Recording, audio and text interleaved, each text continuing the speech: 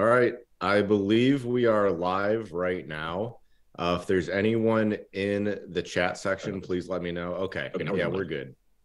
Okay. So today I have with me a special guest, Jake from Sold Humans. He has a YouTube channel that goes over the reincarnation soul trap, ideas of how to escape it. After my one interview with Howdy Mikowski, a bunch of people were asking me, like, you talk a lot about this idea of the cave and the soul trap, but you don't give any examples of like how to escape and what are some steps we can take. Well, we're going to solve that today. We're going to at least talk about it today and see what we can come up with. That's why I brought in Jake here, who spends a lot of time thinking about this very subject. So without further ado, Jake, welcome. And yeah, give us just a basic overview of like what you do and post about on your channel.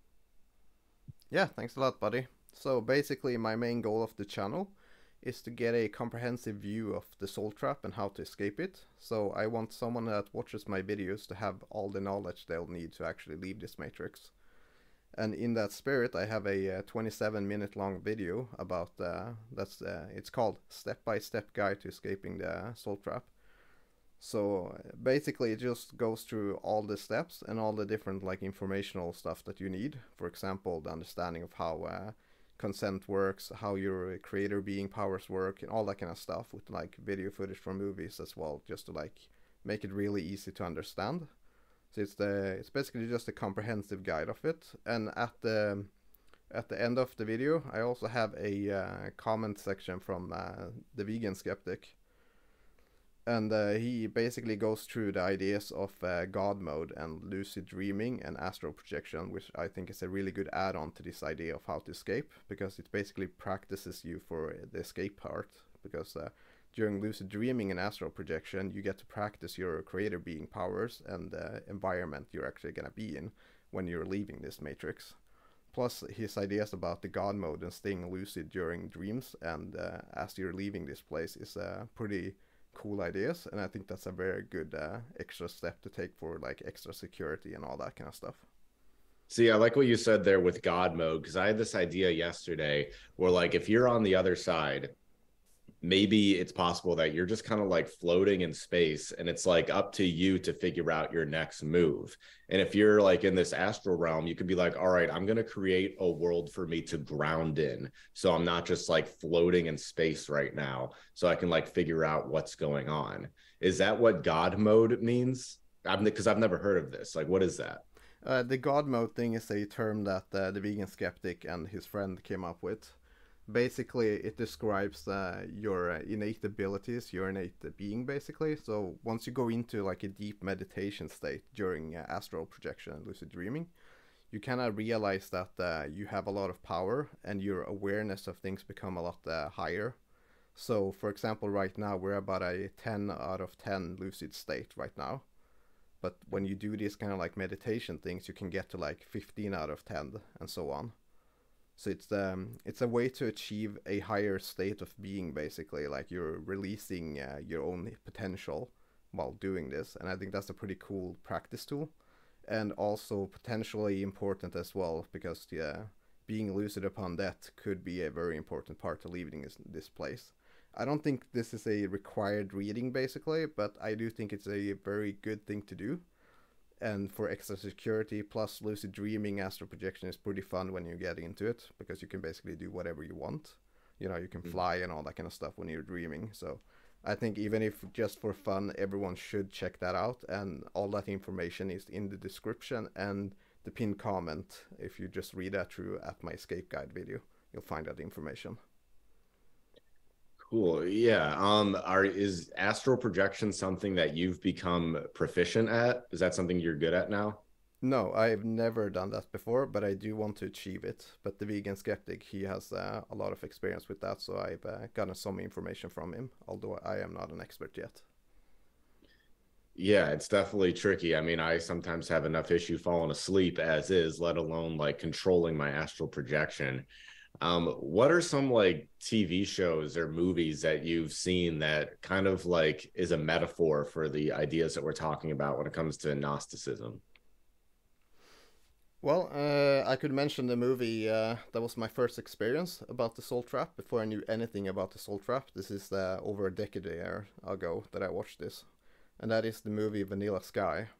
So basically, Vanilla Sky is about a guy who gets trapped in a dream world, which turns into a nightmare later on. And in order to escape this world, he has to figure out that he's actually stuck in a nightmare world. And at the end of the movie, he basically jumps off a cliff to like wake up, so to speak. So it's kind of a metaphor for putting your intent into leaving the matrix, so to speak. And I never understood why this movie spoke to me so much, but now that I've learned about the Soul Trap, I completely understand why.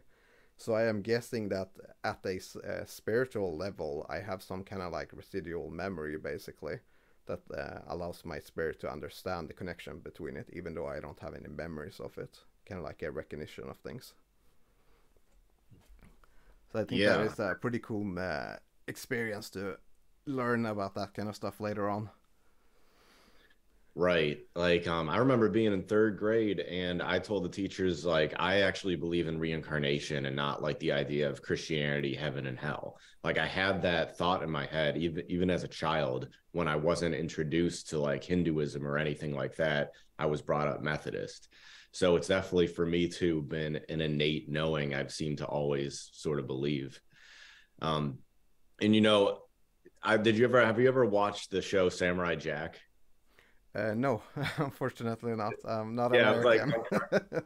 well, just speaking of like Gnostic TV shows, that was like my favorite show as a kid. Like 90s kids will remember that. And I'm looking back at it now and I'm like, wow, that was sort of like a Gnostic allegory where the main character is a samurai who's fighting this being named Aku. And Aku literally looks like the demiurge. And Aku is like ruling his realm. And he sends Samurai Jack into a dystopian future. And in this dystopian future, there's a bunch of like robotic transhumanist beings that are like Aku's minions, which to me represent the Archons.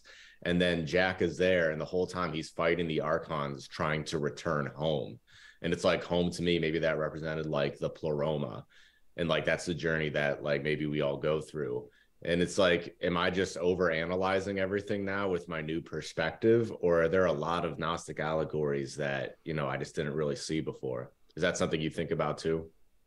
Oh yeah, it's there's a crap load of different like analogies and just straight up information in movies and TV shows. It's like I could mention just on top of my head, like for example, Nightmare on Elm Street.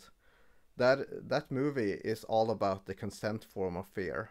So when Freddy tries to kill someone, he never does it straight away. He always frightens the person before he does it. Because as a creator being, you need consent in order to affect us, at least from my perspective when I analyze how this reality works.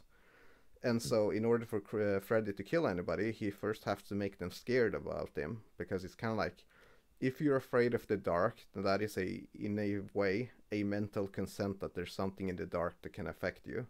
Because otherwise, why would you be afraid of it? Yeah, I've never seen that whole movie, but let me guess, they can defeat Freddy by showing that they're not scared, right? Yeah, at the end of the first movie, the main character literally revokes her attention to him. Just like, you don't exist to me anymore. And the guy just fades away.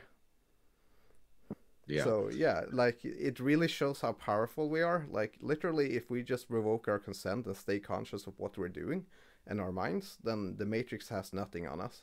And you can see that across different movies. Like for example, the It movie. Like as they're kids, the It creature has a lot of power over the kids. But after like towards the end of the movie, they're all adults and they don't have that fear anymore. So they literally just rip the heart out of the It creature at the end of the movie. It literally has no power at all against them once they're not afraid of it anymore. Yeah, that's another great example. I really like that movie. I've been watching a new TV show called 1899 on Netflix, where it's honestly not a good TV show. I mean, it goes into like simulation theory and stuff, and it has a bunch of like pyramid symbolism and occult symbols on it. Like it shows the triangle alchemical symbol for like Earth or all over the show. Um, And I'm just seeing this like real pattern with TV shows like that, like Severance also and Westworld, where like all these shows are popping out of nowhere. Like The Good Place also is on Netflix about people dying and going to this heaven realm. Um, have you noticed that there's just this influx of like these spiritual TV shows? Yeah. I mean, it seems like there's a lot of those movies. There's a lot of old stuff as well, but especially nowadays, in like what you mentioned with The Good Place. That's another example of how they need our consent form. During the first season, nothing that the bad guys does to the characters is anything that they do not consent. So basically, at the end of the season, they even have a scene where like I'm gonna wipe your memories and do this all over again, and the main character says, go ahead, do your best, and it's like, oh, okay, well, you just gave him consent to memory wipe you, good job. So like it's one of those trickery scenes. But then at the later seasons, they kind of break the consent rule because it's a TV show and it wouldn't work, if they kept to the rule set. So that you kind of see that with the Freddy story as well. Like eventually, you activating your powers doesn't work anymore against him. Like in one of the movies where people manifest dream powers, kind of like in lucid dreaming states. But it's like if the movie was true to its own like original ideas, then literally they would just zap Freddy and he'd have no way to fight them at all. But yeah. Yeah, and I think you told me too that you're reading the Book of the Dead, or you stopped reading it. Have you found anything interesting in the Tibet, or what was it, the Egyptian Book of the Dead? Yeah, I finished it today actually because I wanted Oh, to nice. be ready for this talk. Yeah, yeah. What did you find? I would say that every single person that used those books probably failed in escaping the soul trap because the book is basically set up like a trap. So, for example, I don't know if you know about the scarab idea with the heart symbol. So basically, they would put the scarab at the heart when they mummified people, and they would put a charm onto it, would basically make it so that if they lie to the judges, their heart wouldn't reveal their lies. So it's kind of like, have you ever cheated on someone? And they would say no, and so the scarab would protect them from the knowledge. But basically, so the person who dies goes through the judgment section and they start declaring their own innocent about different things in order to get into heaven. And then the scarab would do nothing because it's just, some fake story that the Matrix provided to the person. And so the judge would be like, actually, you did this. And the person would go, oh, shit. So basically, it's a giant, it's a trap moment, basically. See, that's so cool that you said that because I was thinking the same thing when I read that book. Like the part where it's like you have to weigh your soul, your heart, I mean, with a feather, and if your heart's heavier, then you're forced to be like swallowed by that monster. And it's like this is just another guilt trap. Oh, yeah. Like we're sent forth to this council, and we're supposed to feel so bad about the sins we committed on earth, even though literally everyone commits sins. And then that's what they use to get us to be like, oh, you need to reincarnate to atone for this stuff. That's how I read it as well. Yeah, and they literally provide the people with a get out of jail free card that isn't gonna work, and the Matrix knows it's not gonna work, because the Matrix records everything, like we see in live reviews, like everything is recorded. So the judges can just say, actually, you did steal the grain from your neighbor, and the person would just freak out because his place in heaven is gonna be challenged. And then, like, the Matrix, all it has to do then is just say, hey, Mr. Egyptian priest, if you want to get another chance of getting into heaven, how about you live another lifetime on Earth? But you're going to be a poor slave this time, or something. And the guy's going to be like, oh, please spare me, in whatever Egyptian accent that would be. Right. But I found some similarities between the Tibetan Book of the Dead and the Egyptian Book of the Dead when it comes to like the nature of the realm that we're going to be thrusted into. They both say that there's like horrifying creatures there that we need to like deal with. But they then reiterate like they can't hurt you because you're not in a physical body. So make sure you're not afraid of them. Like in the Egyptian Book of the Dead, there's this one monster. It's called like He Who Dances in Blood. Like they're horrifying, like um, monsters. Do you remember a part like that? I read a little. I mean, I watched a video where they basically summarize things, and I think I kind of forgot it during my reading of the book, but I remember it from that. And yeah, it's basically the old fear tactic. If you consent to your own fears, then that is a permission slip for something to affect you, basically, because you're manifesting the ability for something to affect you, because that's how powerful our creator being powers are. I can go into a little metaphor that I'd like to use basically to describe just how powerful our creator beings are of like just creating stuff. So basically, during near-death experiences, you know, like people will appear in whatever realm they're in when they die, and they will see a 360 vision around them. Like they can just observe everything at once. And so my question is, how are they even seeing anything, and how are they seeing in 360 vision? And the way I interpreted this is basically they're used to seeing things to get information. So when they appear in the afterlife, they try to look around because that's their natural instinct to do. That's what they're used to doing. And because they're not limited by their body and they want to see everything around them, now they have 360 vision.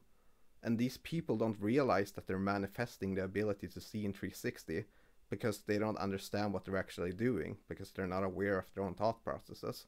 That's how powerful our creator being powers are. So if you're not aware of what you're doing when you leave this place, you can manifest really bad stuff for yourself. So you need to be cognizant of what you're actually thinking and what you're doing when you leave this place, because your powers are so great. Like when you're manifesting things, it goes in an instant. Like as soon as you think I want this, then that is gonna happen. So it's like you see the light, you say that feels really good, I want more, let's go there, and then an instant later you're there. So it's really important that when we leave this place, we're really cognizant of our own thinking, and that we stay focused on what we're actually doing, which is why we have to remove distractions as best we can, which is part of my step-by-step guide. Yeah, you're almost making it seem like it's like controlling a trip, you know, like going to the other side. Um, I was thinking that like something that would help me would be like, and I've heard this before, is play some sort of music if you're on your deathbed, or just like maybe some sort of like affirmations that like remind you of like who you are. Because sound is the last thing that goes before you go to the other side. Like you can still hear things. That's the last thing that you can do. That's the last of your five senses that fail, is what I'm trying to say. So I think it's important to like be playing some like sort of playlist. I think that's a pretty cool idea. I personally like to just remind myself of what my plan is over and over again during my life, and just have that as a very strong intention before I die. Like even before I die, I'm already having the intention of being shielded from like any interactions from any kind of creature or thing. So nothing is allowed to intervene when I die. So more than likely when I die, I'm just gonna be like in a basically a void-like experience with no like stimulants. That is what I'm guessing, because I'm already blocking out everything with my intention. And if that isn't the case for some reason, I will activate my intention in order to block everything out. So like me personally, I don't even want anything to play, even if that was my own thing. I just want a complete blackout and just do my own thing. Yeah, it would probably help to like be in a flow state, because you know it's possible from reading these books of the dead and from NDE experiencers that you'll be facing a lot of deception. And it's important to be like, well, I don't really feel like going into the light. I feel like my flow state is to like take a step back and maybe explore around a bit, and just make sure that you remember your autonomy and remember your power. I think that's really important. Oh yeah, it is definitely an option. I prefer to just basically immediately leave this matrix in order to avoid any chance of distractions. So say that I sticked around, maybe I decided to release a SOS call to all the other spirits in the matrix, kind of like a this is a soul trap emergency message, you know, like that might be a fun thing to do. But at the same time, if you stick around, that is a consent form to be inside of the matrix. And you know, when you're Yeah. doing that and you want to observe things because you want to interact with stuff inside the matrix, that is a form of consent to have the matrix affect you in different ways, be it just informational or whatever. And that could, you know, lead to different things. So I prefer personally to just get the hell out as soon as I can. Right. And you've seen the movie Inception, I'm sure, right? Oh yeah. You know how they have like little totems to remind them of like they're grounded. Oh yeah. I'm thinking that maybe that's a truth drop. Like in the next realm, like we can create totems for ourselves to remind us of like where we come from. I'm just kind of trying to extrapolate on this idea. Is that something that you've thought of before? I haven't thought of that idea personally. I think it's kind of cool, but I'm also kind of a bit worried about it because since everything is recorded, there's a good chance that even our memories are recorded. Like, oh, you thought of doing that bad thing during your life review or whatever. And so basically, the Matrix would be able to copy your totem. So Maybe, but I mean, the Egyptians, they would leave totems for the dead as well. Be like, here is some trinket, some like amulet that you can bring with you into the spirit world. And they knew a lot about, I think, the afterlife. So just looking at Inception, that resonating with me, and then seeing what the Egyptians did, I think that there is like some truth behind that. Or maybe the totem isn't a physical object. It's like it's a thought. It's a type of like knowing that you have. yeah, it could be similar to the idea of when people practice lucid dreaming. They kind of like do practices, kind of like a awareness call every day. You know, it's like you're making dinner. Is this a dream? You know, you kind of like reminding yourself. So in a way, it could be like a reminder type of thing. Like if you imagine a totem or something while you're alive, and then you have that habit, you could imagine that while you're dying, basically, and then you would be reminded about what you need to do. So that is a way to do it as well. Mm. Me personally, my plan is basically to practice the astral projection, like what TheVeganSkeptic talks about, and also just putting my strong intention into being completely lucid and executing my plan as quickly as possible once I die. Mm. So yeah, What I don't want to rely on things that are outside of me of myself, and I do think that manifestations about like physical objects, even if they're just represented as physical, you know, in the spiritual sense, those kind of things can be, you know, mimicked with, they can be messed with, that kind of stuff. I don't want to give the Matrix any way to do any kind of trickery against me. I want to make it as simple as possible and just shut out any possibility of being tricked at all, because I already know how to get out. So I don't want to overcomplicate things and like mess myself over with it. Basically, that's just my view on it. Yeah. What group of like ancients do you resonate with the most when it comes to this sort of philosophy of the afterworld? Like the Egyptians, the Vedics? Like who is someone that you are interested in? I guess if I had to pick a group, it would probably be the Gnostics because they recognize this world as an evil realm made by a really fucked up system.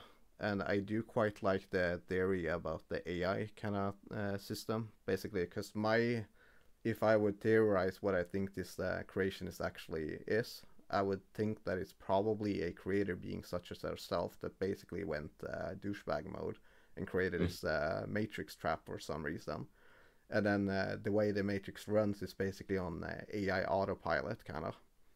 Because when you look at how the matrix works and how the life reviews work and everything, it runs on autopilot basically. So, and Like, you could even see that like inside of the matrix, you can, for example, I made this metaphor with some people that I've spoken with, where basically the matrix has its own like base AI system. So when you walk in the street, you will see people walking on the streets. It's kind of like in a game, you know, like it will spawn in characters to walk around. And that's like the baseline systems which you can interact with. You could make friends with a random stranger and we would simulate a life script, you know, whatever for that AI character. And then on top of that, you also have the life agreement, you know, like life script that people agree to before coming here. And that is basically like a permission slip from the matrix to add on to things from the baseline matrix system. So if you agree to being crippled at the age of 5 or whatever, the matrix doesn't have to wait for a random car to accidentally hit you. It can just spawn in a car that will hit you. So it's kind of like a double layer AI system, kind of like how in computer games you have the baseline AIs, you know, with the characters that have their own AIs, which would be like the NPC people. And then you have the master AI, which controls the different AIs to do certain things. Right. And that you said it's just an AI program that just runs on its own. And that reminds me of what our founding fathers in the United States believed in, called deism, where they compared God to like a clockmaker that created this clock and then just kind of like let it go. And that's what I feel like as well as might be going on. And I've talked to Howdy Mikowski about this, how it's possible that there's a percentage of people here that are NPCs. Is that something that you agree with? And if so, like what percent do you think fall into that category? A straight up guess, over 99% of people are NPC characters. That is just my firm belief about this subject. I think that the number of real people is minuscule compared to what the actual numbers of people in the simulation. It's you can kind of like recognize it in the sense of, if you take Forever Consciousness Research channel, that's like the biggest soul trap channel on YouTube, and he just hit 10K subscribers, and that's the biggest soul trap channel. So if you say that only 1 in 100 people that are sold, like, yeah, recognize the soul trap, and they subscribe to for forever, and then you 100 times those numbers just to get the real numbers, it's still a minuscule number. So yeah, I don't think there's a lot of real people in this place, and even a lot of those subscribers, for all we know, could just be like a matrix number system. It's kind of like how you recognize the same comments from the same people on when when I make YouTube videos. It's like, how do I know that all of my subscribers are actually real soul beings? So I can't know that. So Yeah. And I've had this thought lately, comparing this NPC theory to politics. If this is true, that the majority of humans on Earth are NPCs, then this whole idea of a liberal democracy is not the best way to form a system of government, because that means that you can just easily manipulate the majority of bots to just do whatever you want them to do. So if this is true, like we need to strip that entire idea of a democracy and create something different in order to make a well-functioning society. Do you agree? oh yeah, if we wanted to control this earth, like politics wise, we would need to basically take full control and put a spirited being in charge of everything. Like, because otherwise we can see in the double systems that politics usually use, like left, right, and all that kind of stuff. It is just basically the AI systems doing the pre-scripted behavior. It's like, if you talk to a righty, you're not gonna be able to convince him of anything lefty, and the same with a lefty. So yeah, it's an impossibility to change anything politically speaking, as long as the NPCs are voting. But I would also like to say that trying to change the political systems in the world is probably a waste of time anyways, because we're such a minority, and the power structure is so firm that like we would never be able to do anything about it. And for all we know, there's already agreements in our life scripts which prevents us from changing anything on those kind of scales. Yeah, I also agree with you, but I feel like you can recognize that it's evil and maybe futile, but then do your part to fight back against it anyway, just for the sake of it. I think that that's okay as long as you recognize what this place really is and you're not too emotionally attached to it while you're fighting it. Maybe that's naive, but it's like I feel like we live in an inverted world where it's like there's no issue with having an elite class, because I think some people have more awareness than others and they should be making like the laws.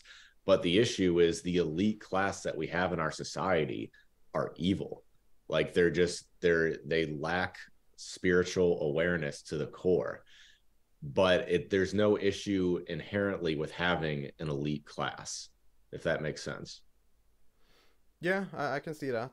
I think that in the true nature of things, like in true reality, there's no leaders or anything like that. It's kind of like how authority is a very big thing here, but it would be like a nothing burger in true reality because of the inversion principle. Because in our true states, nobody can actually force you to do anything. So in a sense, there is no authority. Like the only authority is yourself and whatever consent form you give to someone else. Yeah, Yeah. so anarchy would probably be the most ideal society. Yeah, it's I mean, you literally can't hurt anyone else without their consent, so anarchy doesn't have any fundamental problems with it in the true reality of things. Mhm. Yeah. Do you think that it's like futile to even like look at politics if you're this aware of like spirituality? I My viewpoint about this reality is that I try to ignore it as much as possible. I don't watch the news. I don't give a shit about what political party wins or anything. If you look at the mantra, like number system, everything with movies and all those kind of things, you notice how everything in the Matrix is completely scripted. So like all the characters and their actors all have like different number symbols inside of their names that connects with the movies they're gonna play, what date the movie's gonna play on, and all that kind of stuff. So like everything in the Matrix is already scripted. Like everything Mhm. the NPCs do is already like preset, and that's like from hundreds of years, in the past it was already scripted. So I don't think there's any like perceivable way where we could ever like take control over the Matrix and change the laws or anything like that. And if by some miracle we would actually succeed in doing that, the Matrix would just like kill us off like they did with the Gnostics, and the Cathars, and all that kind of stuff. It would just wipe us out. It's like if everyone that was spirited and knowledgeable gathered in one place, I bet like a meteorite would just smash into us, just to stop the society from building. Yeah. So then, but what would the answer be? Just to like allow tyranny to slowly sink in and just take over our lives because we're just finite spiritual beings and nothing actually matters in the physical? I don't know. I feel like that's what the system would want us to do. The system would want us to just like be people meditating and not wanting to like give it any form of resistance, right? There's an old Chinese, I think, story about this kind of situation where a monk is just meditating in the temple and an army comes in and starts killing everyone. And then the general comes up to the meditating priest and it's like, yeah, I can kill you, are you not afraid? And the monk is all like, like whatever, I can't control this part, I can only control me. So he just keeps meditating. And I think that's a pretty cool story because when it comes down to it, nothing in this reality actually matters. Like once you leave this place, it doesn't matter if you were $100,000 in debt or if the wrong political leader is in charge or any of that. Like none of that has any meaning at all once you leave this place. And once you know how to get out of this place, nothing's going to be able to stop you from getting out of this place. And so it already doesn't matter because you're an eternal creator being power. Like you're literally a god being and you're playing a video game right now, which doesn't matter at all. So to me, we should just focus on helping our spirited family, basically, to like get the hell out of here, because that's the only thing of value that we can really do. Yeah, I think that we need to decide for ourselves like what God wants us to do. Like there's a lot of people that say, "Well, the only answer is to just like leave Babylon behind and start a homestead." But like they can't tell you that that's the truth. I can't tell you that. You have to figure out for yourself like what you need to do, what your mission, I guess, is. Even if there is even a mission, if we're just memory wiped, who knows? Yeah, I think we can make missions for ourselves, kind of like how I started a YouTube channel. That's kind of like the appointed mission that I put on myself, basically. It's once I die, that's it. I'm not gonna help anyone anymore. Like I'm not sticking around. So like that was my part. If I get hit by a car tomorrow, those were the videos you guys got. Like you're not getting anymore. It's I think it's important to have the attitude of like no shit's given about this matrix because otherwise you build the like desires, attachments and all that kind of things, and you should try and be as detached from this reality as much as possible. And as messed up as it sounds, that includes the spirited beings who are still stuck here because you're not going to be able to help them once you're out of here. So basically, use the time you have during this lifetime to do as much good as you can, and that's it. Like you're not going to be able to do anymore, so leave those attachments behind. Like you can still care about people but not be attached to them, kind of like how you really like your car, but if the car broke down you'd be okay with it. Mm. So it does sound really messed up, but it is an important mindset to have. Like I care about all the spirited beings in this place, and like if anyone needs to talk to someone, they're free to contact me about that. But it's like once I'm done with this world, I'm not gonna allow any attachments to keep me here because that is a really dangerous thing. It's I told this story to at least two people already, where I compared sticking around to helping people kind of like the old Romeo and Juliet story, because in that story they both do the suicide thing in order to try and save each other, basically, for their love, and in the end it results with them both being unhappy. But if they just got out of their family drama, like just stayed out of it and didn't do the suicide thing, then they could still be together, and that's kind of like just getting the hell out of the Matrix rather than just playing the Matrix games. Yeah, let me I'm reading some of these comments here. Oh, nice. We got Legit Bat podcast. I just went on their show on Rockfin. Check that out. They're pretty awesome. They've interviewed people like David Icke and Sam Tripoli. Oh, cool. Inner Beauty just subscribed to you, Jake. So that's cool. We're getting some subscribers over to you. Nice. Actor Lick said he's already subscribed to both of us. Sweet. Yeah, I think people are liking the conversation. I think you mentioned to me too that you want to make yourself available to anybody who wants to like talk to you further about this subject, right?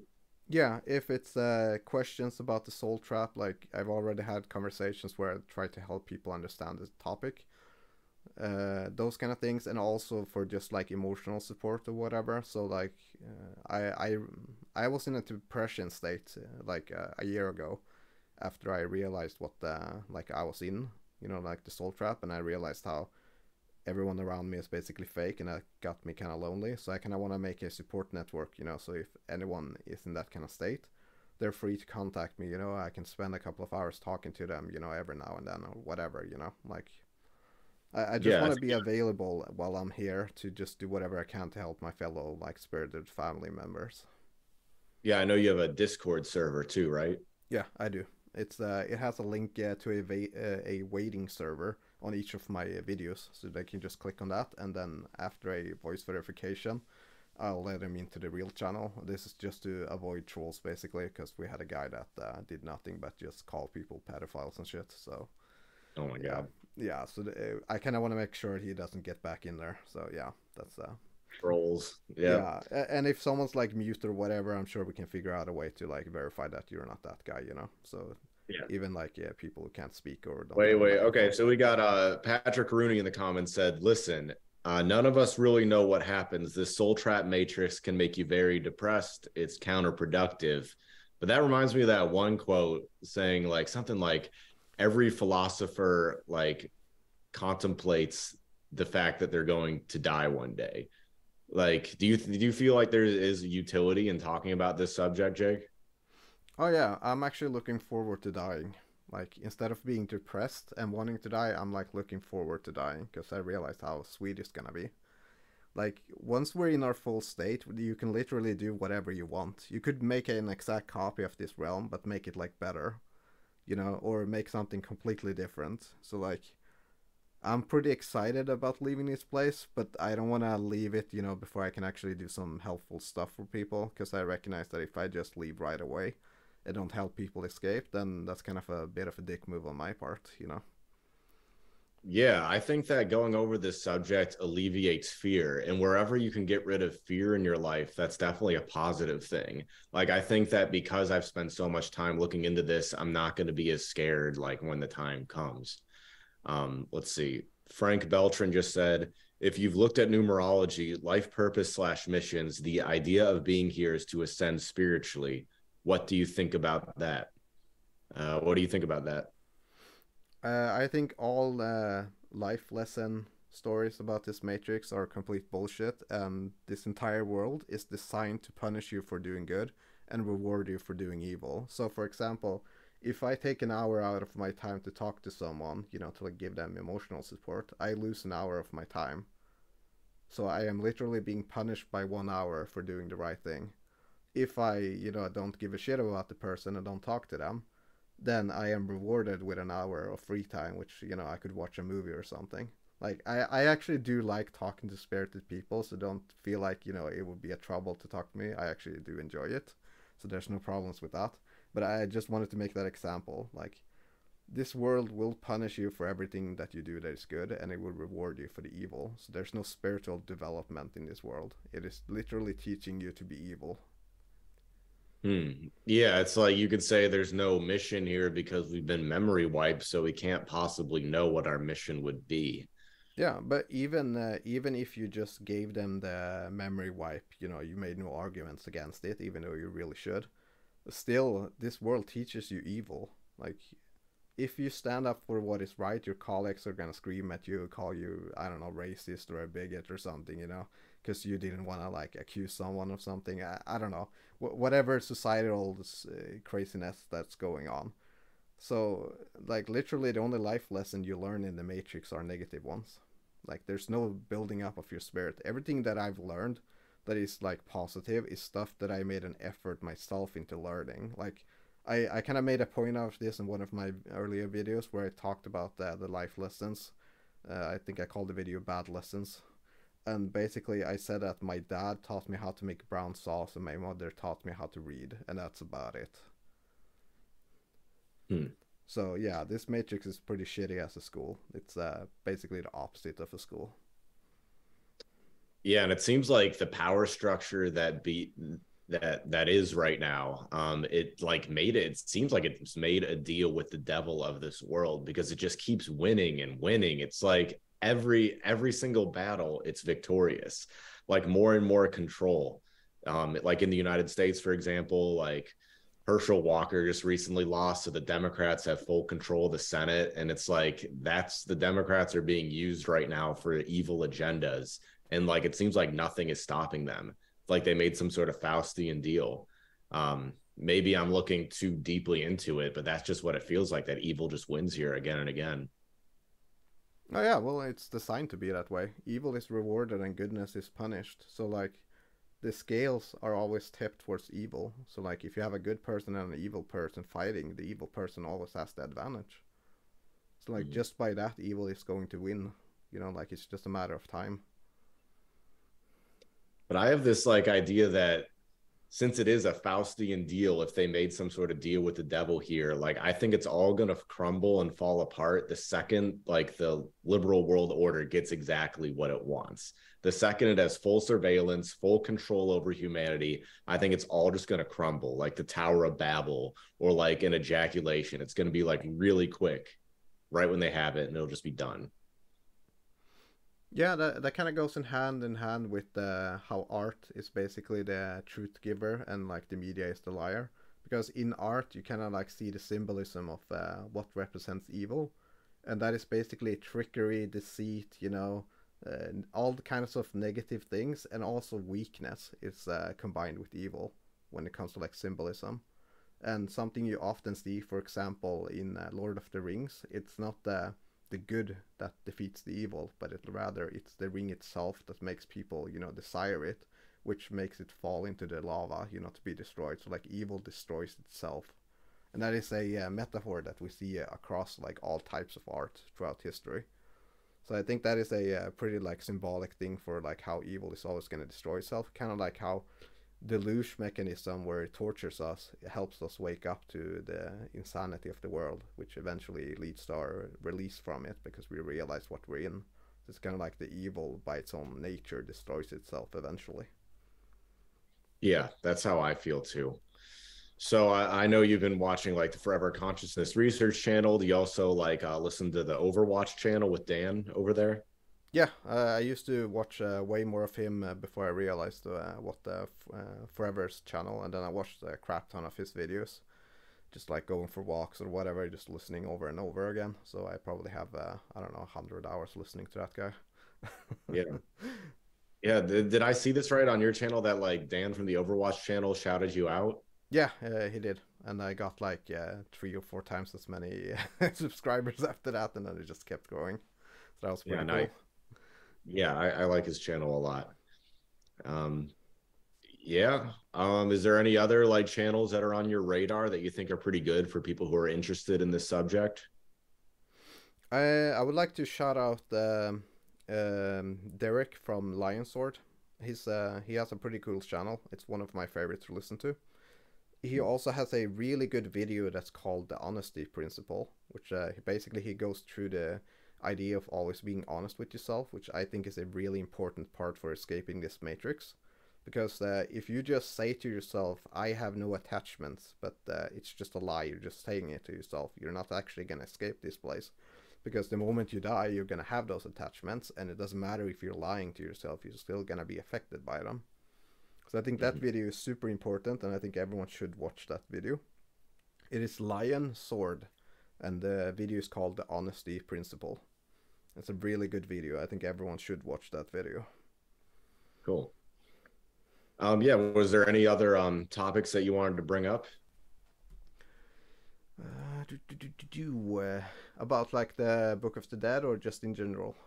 Yeah, in general, Book of the Dead, Gnosticism, all that. Let's see here. I mentioned TheVeganSkeptic with his ideas about the God mode and being lucid upon death, which is something everyone should check out on my escape guide video. You can find that at the description and the pinned comment. He also has a Reddit channel which has all of those information. There's also posted comments that he's placed upon my Discord channel in the lucid dreaming part of my Discord channel, which people can check out for more information about that kind of stuff.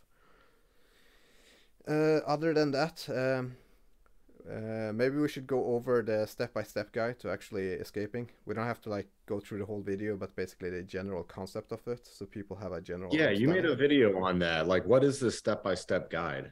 Yeah, so basically I noticed while watching Forever Consciousness channel that a lot of people were confused about how to actually leave this matrix.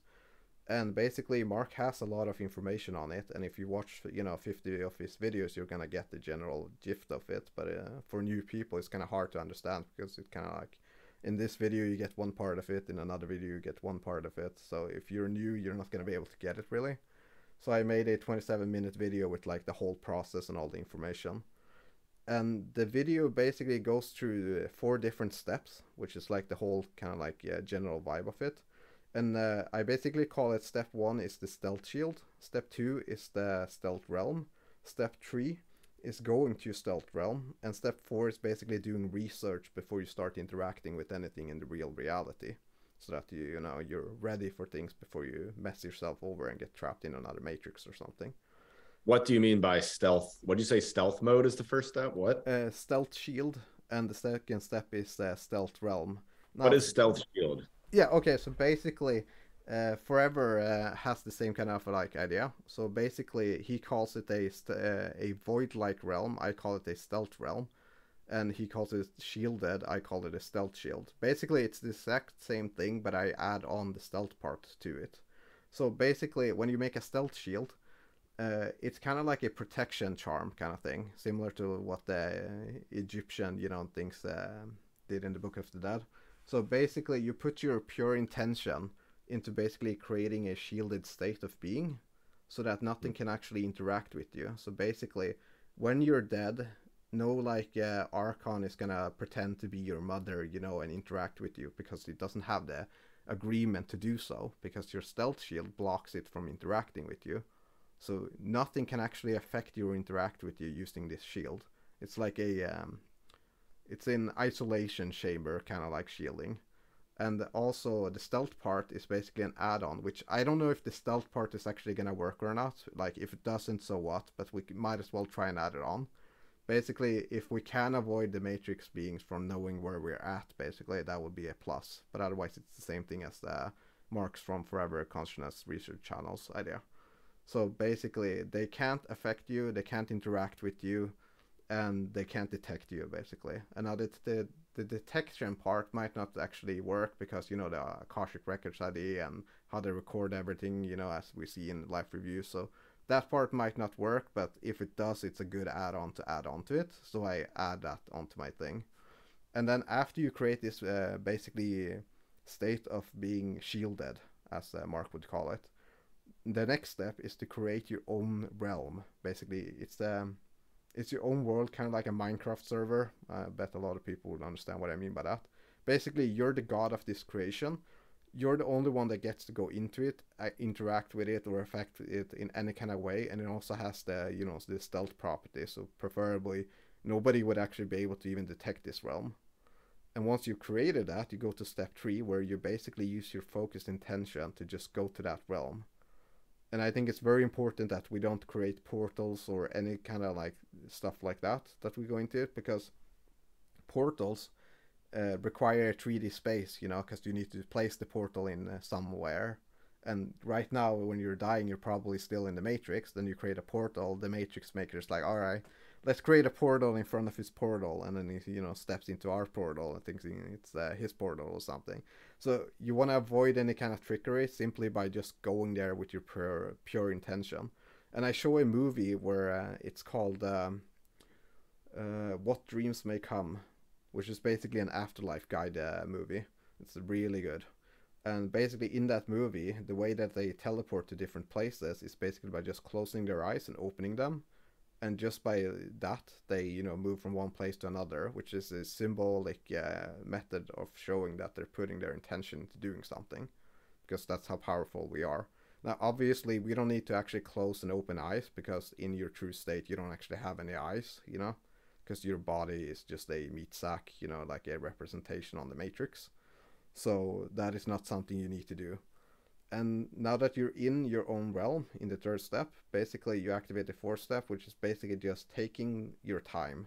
You don't want to start interacting with other creatures before you regain your essence. You understand what this like true reality actually is, what the dangers are, what the game rules are, because we obviously got trapped here before. So if we just get out of this matrix, start interacting with other beings, we could get trapped into another matrix. So it's important that we take a lot of time just to investigate what actually, you know, is the rules of true reality, so to speak. So yeah, so it's a really simple step-by-step thing where it's create a stealth shield, create a stealth realm, go to your stealth realm, and then just investigate.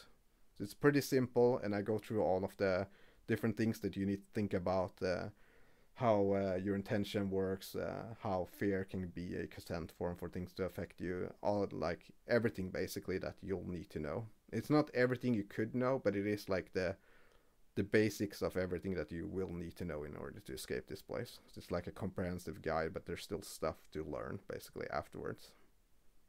Yeah, I really like what you just said because I've had similar thoughts, but you articulated it very well.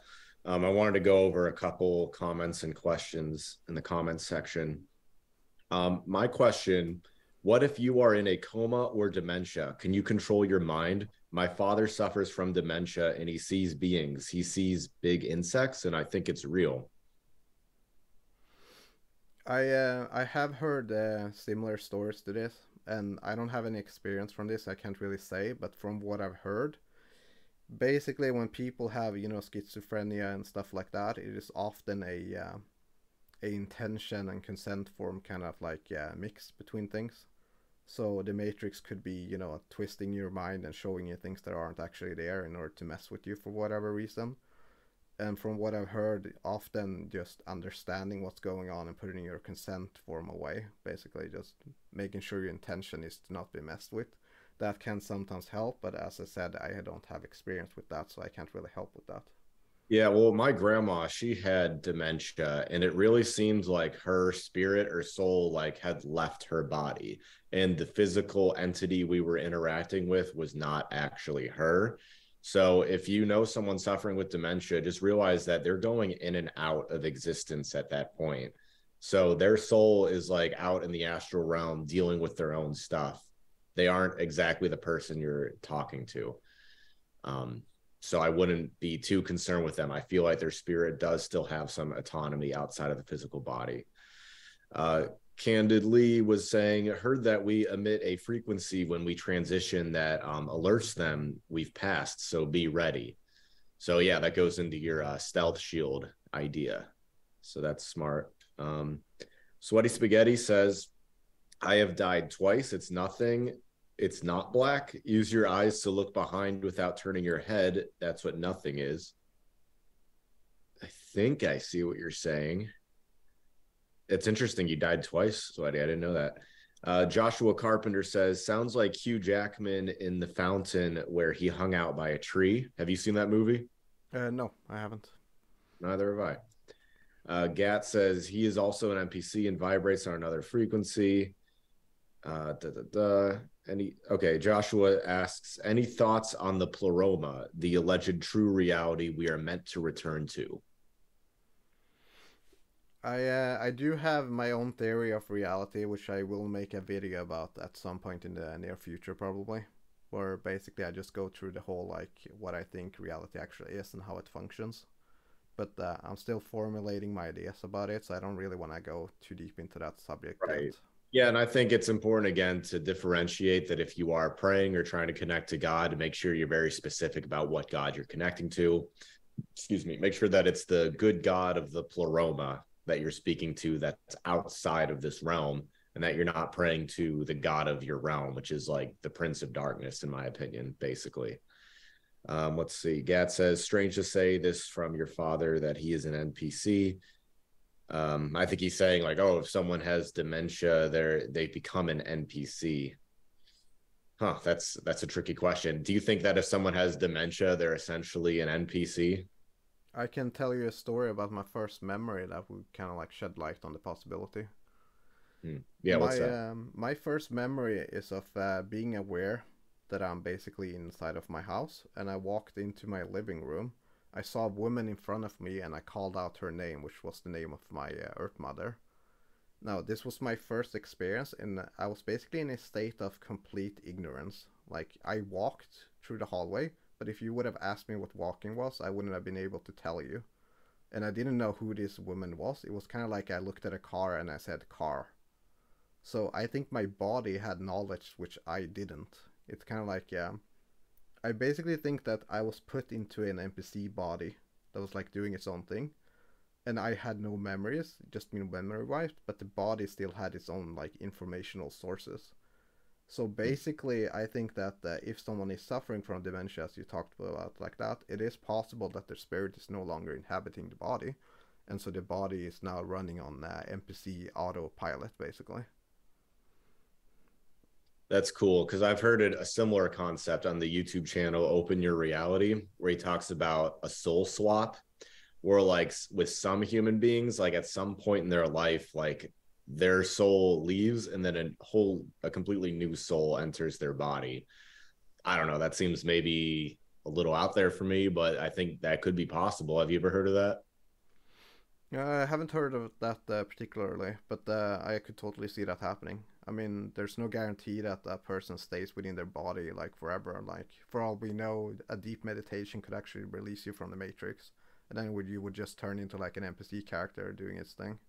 Like there's no way for us to know that. Yeah. So maybe some people are born as NPCs, but then they level up their consciousness throughout life. It's possible. Yeah, kind of like how I basically got implanted into a body. Like I bet that the body that I am inhabiting right now is just a regular NPC, you know, like before that moment. Yeah. Well, yeah, this has been a really good conversation. We're at the 1 hour mark right here. Let's see, Jake, where can people find you? They can find me at Sold Humans on YouTube. I'm gonna at some point make videos on Rumble, you know, Odyssey and all that kind of stuff. I've just been a little bit too lazy, but eventually they're gonna be there as well. My Discord channel can be found on all of my videos. Like, just check the description. So, yeah, so if they just type in "Sold Humans" on YouTube, they should see me at the top search bar. All right. Well, yeah, we should do this again sometime. Oh yeah, definitely. Yeah, this has been a really good talk. And yeah, I appreciate the commenters and everybody. I think this has been great. So thanks for tuning in, everybody. Thanks again, Jake. I'll talk to you later.